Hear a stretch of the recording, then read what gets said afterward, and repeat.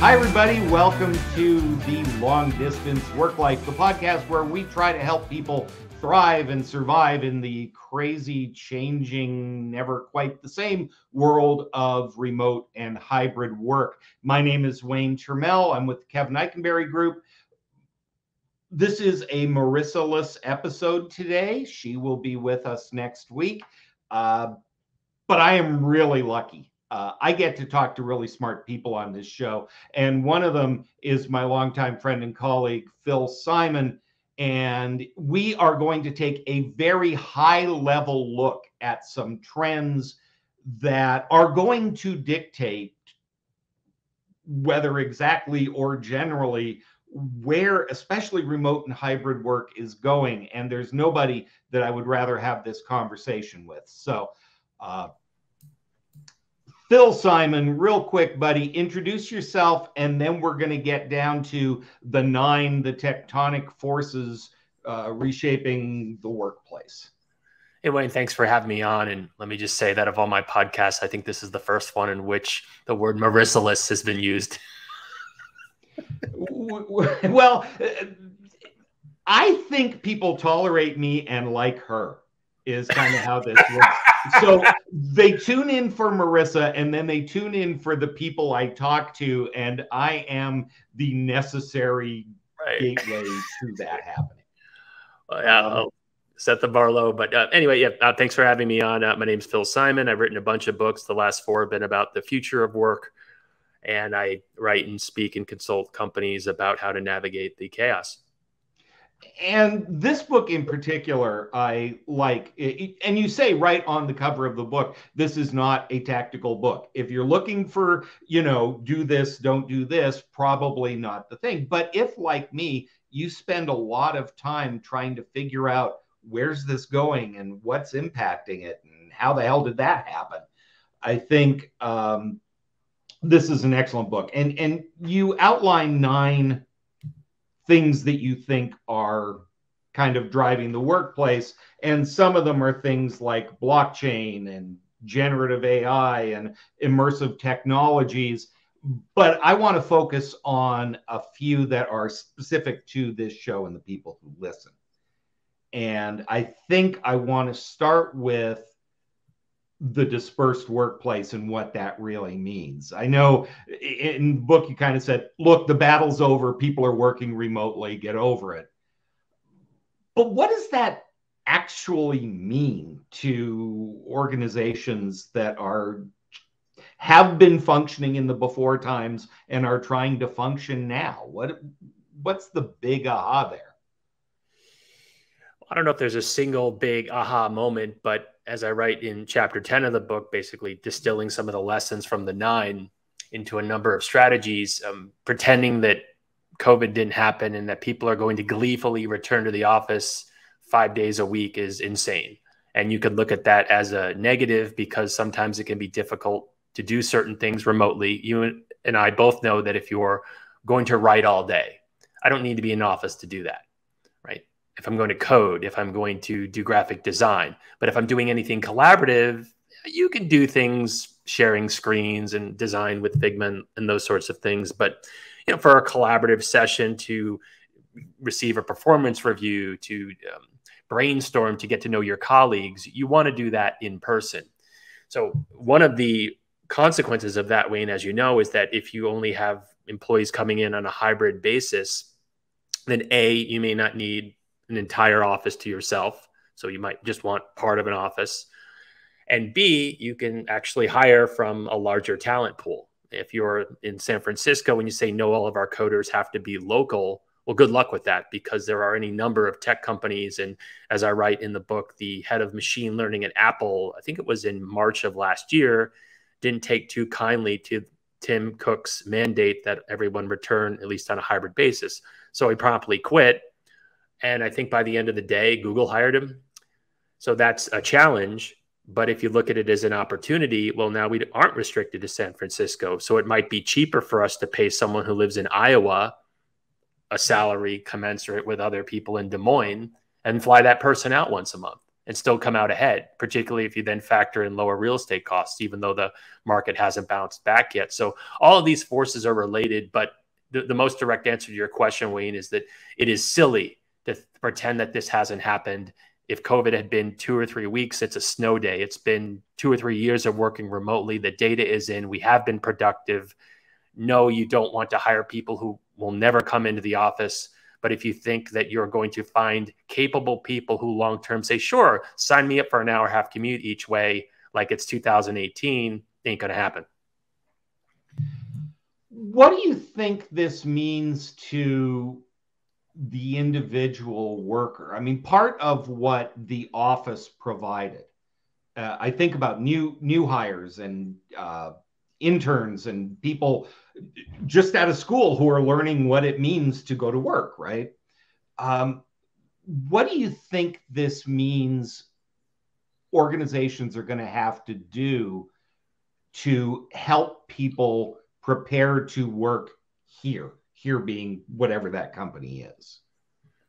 Lots of things. First, and I think you recently wrote a post about this, about proximity bias. Mm-hmm. That's alive and well. I mean, they've done studies controlling for performance. People who go into the office tend to be promoted and just thought of as harder working than people who are remote, even though they may not be true. That's a legitimate concern, and I don't see it going away soon because it just taps into psychological biases. You could be cranking away at home. I don't see it, out of sight, out of mind, but you're in the office till 6 and you take a couple smoke breaks and a 2-hour lunch. And boy, Wayne's a really good worker. But I think it's imperative for companies to find people who are willing to come to the office. I'm not saying that you have to be there a certain number of days per week because you can argue that that's arbitrary. But I think it's equally insane for companies to say you have to be in the office to work as it is for employees to say, I'm never coming into the office. So to me, that's an interview question. Right. And then test people. If they're not willing to come in, maybe it's time to cut the cord with them, because I agree with you. There is something to be said for that. And if I were 30 years younger, I would schlep into an office, even when I didn't have to build that social currency, to establish reactions to relationships with folks, to collide with folks, right? To have that random conversation about the bear in the hallway. And now, oh yeah, Wayne, did you see the bear last night? I believe strongly, love to get your thoughts on it, that those types of social ties matter. And if my manager likes me and my colleagues treat me well, maybe I'm less likely to leave for a 5% raise without having to move because I can now work anywhere. Yeah, I think that that's true. I also, I was talking to somebody about people returning to the office, and she was bemoaning the fact that her people have basically gone feral. And they don't know how to, they don't know how to act in an office setting anymore. And I think for young workers who've never had that experience, and if we're going to hire people from different backgrounds and people whose daddy didn't work at IBM, right? So it's kind of certain behaviors and certain tacit knowledge has been passed on. We have to create what it's like to work here, and we have to teach people boundaries. And I know that it can be done with less physical proximity, but I think depending on where you are in your career, the demand for flexibility is going to be different.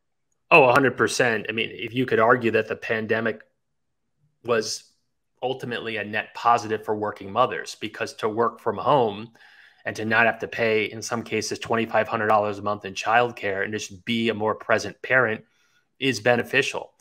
I'd also argue that companies, there is a certain onus on employees. I agree with you there, but I believe that companies have to make the work a destination. Don't make me come in because I have to. Make me come in because I want to. Researching the book, I found many examples of companies that have completely rethought the office. My favorite example is Cisco in the Manhattan office. Pre-pandemic, 70% of the workspace, Wayne, was allocated to individual workstation, cubicles, desks, whatever. They inverted that. They spent a ton of money making it 30% individual workstations, because they understand that if you're going to be coding or doing individual work all day, we don't want you there.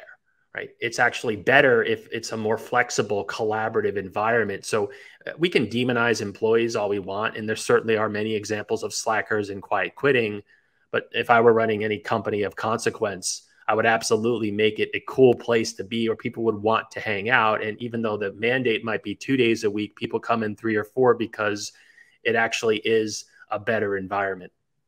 Well, and that ties to employee engagement. And one of the things that this show is very big on is that engagement isn't something companies can do. They can create an environment that people want to engage with, but engagement comes from inside the individual person, right? You choose, I can get down on one knee and give you a ring, but you're not engaged until you say yes. So I think we're now at my prediction for laughing twice with your questions. But yeah, I mean, we could talk about nature versus nurture all day long. If I had to give a pithy 140 character answer, I'd just say do the opposite of what Musk is doing with Twitter, and you'll probably be in a good spot. Safe enough. But this gets to one of your 9 things, which is employee empowerment. Tell me what you mean by that. Yeah, as I've said before, Wayne, I think it's silly to believe that employees will return to their relatively docile states. And forget what I think. Union approval ratings, I believe, are at 72%. Last time I checked, that's the highest rate in something like 40 or 50 years. Amazon famously is facing a number of union votes, and I think a few of them have been successful. And even employee-friendly companies, in the book I write about, Kickstarter and Trader Joe's, have had to deal with unions. And I start off the book with the example of Google and how employees and contractors there basically staged a walkout over what happened with Andy Rubin from Android fame and some sexual impropriety charges with the whole Me Too movement. It was remarkable to me watching that whole thing play out back in 2018, because Google employees aren't steelworker employees in the mines of Pennsylvania dying on the job or facing lung disease. They get free massages and dry cleaning and food, and here they are. So I think, again, all of these forces are related. And if you take for granted the fact that we do have a more dispersed workplace, then a natural extension of that is I don't want to commute an hour each way. Prior to the pandemic, the average American commute was 37 minutes. If I get that back twice per week, that's, how's my math, 168 minutes. That's close to 3 hours that I could spend walking my dog or watching TV shows or spending time with my family or whatever. So I couldn't separate the two. That's why they go in that particular order. But we've seen this with employees, this whole notion of bringing your whole self to work. And maybe the pandemic contributed to that. If we saw you at home and you had a dog or a cat or a Breaking Bad poster in the background like I do, you got to know people a bit. And employees, right or wrong, started to develop this expectation. And then, without getting all political, we see how, say, with Salesforce, after Roe v. Wade got overturned, the company more or less said, we will work with you to find alternatives. That, to me, Wayne, was unfathomable 10 years ago. So progressive employers are responding to this because they realize it's just good business. That doesn't mean that you can placate employees. As I said before, I think it's completely reasonable to expect people to come in the office once in a while. But I just don't think, particularly in this country, if you look at our labor laws compared to your home country, Canada, or countries in Europe that are much more employee friendly, I think it's going to be incredibly difficult to attract employees if you just say, we're giving you a paycheck. Now shut up and do as you're told. Well, and there is a 3-beverage conversation to be had about the changing contract in the workplace, right? This notion that for years, the lip service has always been it's supply and demand. And when demand is up, one side has leverage over the other. But it's been 60 years since labor actually had any leverage. Yeah, it's funny. My master's is in industrial and labor relations. I could bore you for more than 3 beverages on this topic, but I do think that a shift has taken place. And to me, it's not a binary. So the pendulum will maybe swing back and forth a little bit. But I do think that employees in general, and particularly talented folks, will have no shortage of alternatives. And for you, if it's a deal breaker to only go in the office once or twice a week, you'll be able to find jobs like that. From the previous book, or maybe it was 2 books ago, I forget, but there was a story of a company that recruited a guy, and he was thinking about the offer, accepted on a Friday, but on Monday morning, he emailed the recruiter and said, "I'm sorry, I can't do this." Okay, why? You use Microsoft Teams. I'm a Slack guy. To me, that is just a particular data point. But the very idea, and I'm a big Slack fan. I wrote Slack for Dummies. I use it almost every day. The fact that you could say, basically, I like Miller Lite, not Bud Light. Therefore, I'm not going to watch the team no matter how much I like them, does signal that the pendulum, I believe, has swung to employees, at least for the time being. And if you take a look at some of the other forces in the book, I'm not saying it's going to stick at 80% or 90%, but I don't think it's going to shift completely to the other way anytime soon. But maybe generative AI will prove me wrong. There are about 5 rabbit holes in that sentence that I desperately want to go down, and I'm not, because I am a professional, darn it. But what I do want to do is talk about something that you spend some time on, and it's interesting to me that you broke it out as a separate item. Okay. Because to me, this is part of the empowered employee thing, and it's certainly important, and that is the idea of the analytics that we use to manage people and measure success and reward people.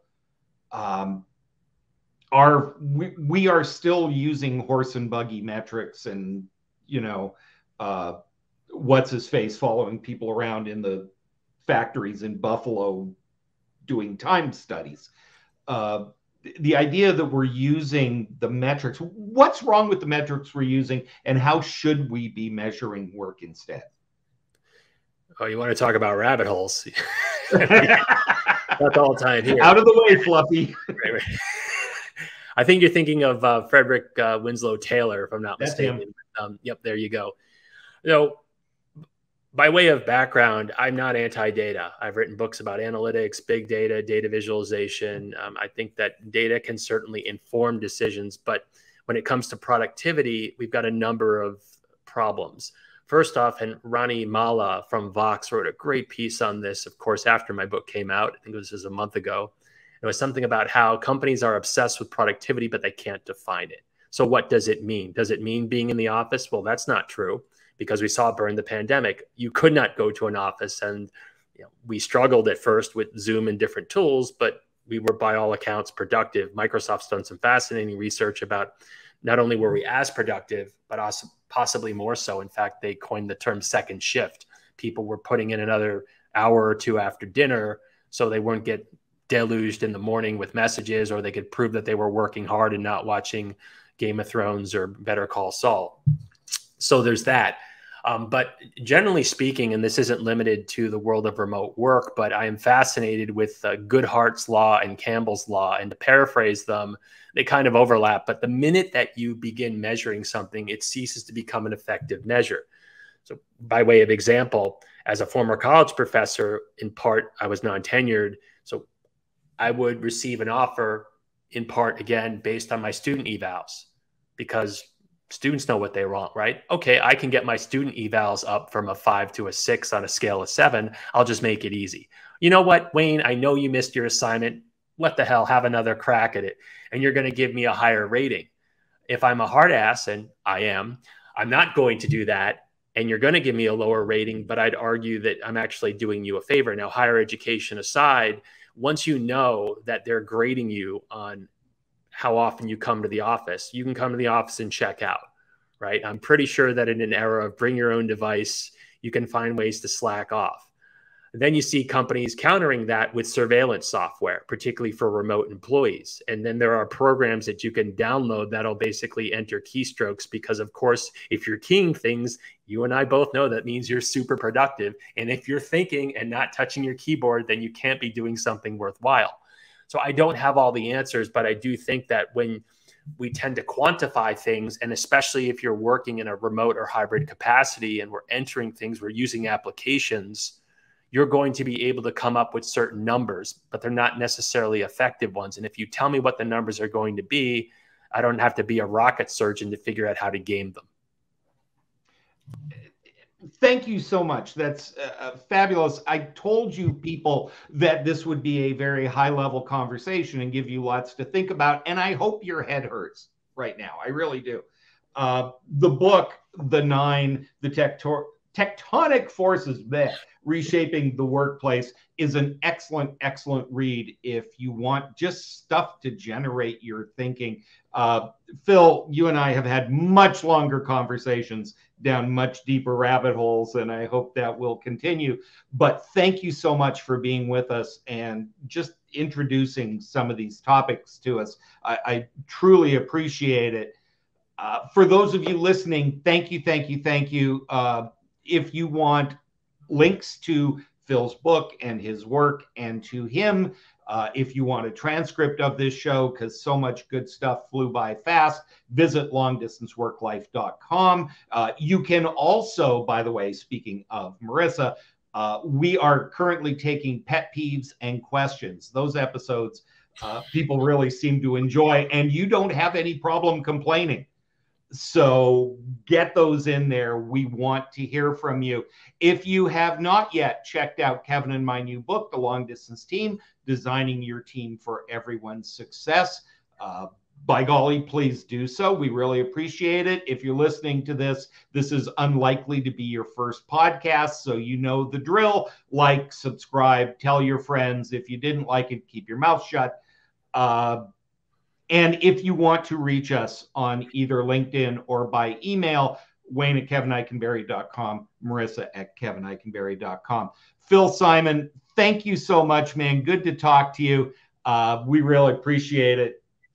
And for the rest of you, we will be back next week with another episode. Don't let the weasels get you down.